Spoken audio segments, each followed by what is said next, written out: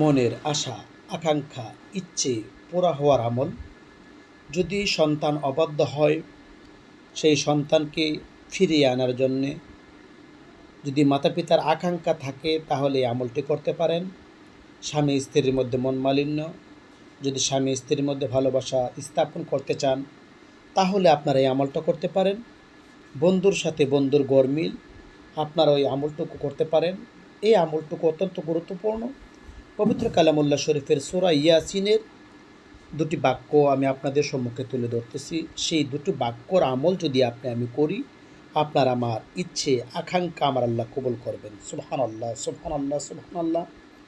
পবিত্র কালামুল্লাহ শরীফের সূরা ইয়াসিনের দুটি বাক্য পবিত্র কালামুল্লাহ শরীফে আমার আল্লাহ দান করেছেন, যা আমার আল্লাহ পাক রাব্বুল আলামিন যখন পৃথিবীতে আমার আল্লাহ পাক রাব্বুল আলামিন যখন ছিল একা, কোনো কিছু ছিল না, কোনো কিছুর অস্তিত্ব ছিল না, আমার আল্লাহ পাক রাব্বুল আলামিন ইচ্ছে করলেন কোনো কিছু সৃষ্টি করার।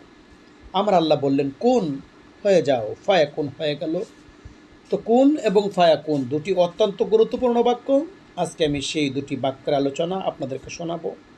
আশা করি আপনারা মনোযোগ সহকারে শুনবেন। যে ব্যক্তি পবিত্র কালামুল্লাহ শরীফের এই দুটি ওয়ার্ড, দুটি বাক্য 300 বার আসরের নামাজের পরে, আসরের নামাজ সমাপ্ত করে পুরুষ মসজিদে বসে এবং স্ত্রী মহিলারা ঘরের ভিতরে বসে 300 বার যদি কেহ কুন ফায়াকুন কুন ফায়াকুন এই ওয়ার্ডগুলো, এই বাক্যগুলো উচ্চারণ করে, তাহলে এই বাক্যগুলো উচ্চারণ করার কারণে 3 দিন যদি কেহ এ আমল করে, আমার আল্লাহ পাক রাব্বুল আলামিন ওই ব্যক্তির মনের বাসনা কবুল করবেন। সুবহানাল্লাহ, সুবহানাল্লাহ, সুবহানাল্লাহ।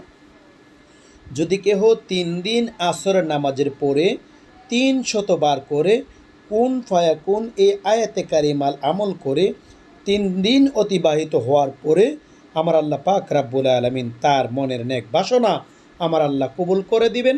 তবে শর্ত হচ্ছে, যখনই আপনি এই আমল করবেন, এই আমল করার পূর্বে আপনি যদি পারেন তাহলে দুরুদে খেজির পরে নেবেন, কয়েক মর্তবা কমপক্ষে 11 বার দুরুদে খেজির পরে নেবেন। যদি আপনি দুরুদে খেজির পড়তে না পারেন তাহলে অন্য যে কোনো দুরূদ শরীফ আপনি পড়ে নেবেন। তো 300 বার পড়ার পূর্বে আপনি কয়েক মর্তবা দুরূদ শরীফ পড়ে নেবেন এবং 300 বার পাঠ করার পরেও আপনি কয়েক মর্তবা দুরূদ শরীফ পড়ে নেবেন। যদি আমলটা করেন 3 দিন, যদি আপনি এই আমল করেন, আপনার মনের ইচ্ছে, আপনার মনের আকাঙ্ক্ষা আমার আল্লাহ পাক রাব্বুল আলামিন কবুল করে দিবেন। সুবহানাল্লাহ, সুবহানাল্লাহ, সুবহানাল্লাহ। তো ভাইয়েরা, আমি আপনাদেরকে বলবো, আপনাদের যাদের সন্তান অবদ্ধ হয়ে গেছে, কথা শুনতেছে না, অবশ্যই আপনারা এই আমল করবেন। এই আমল করার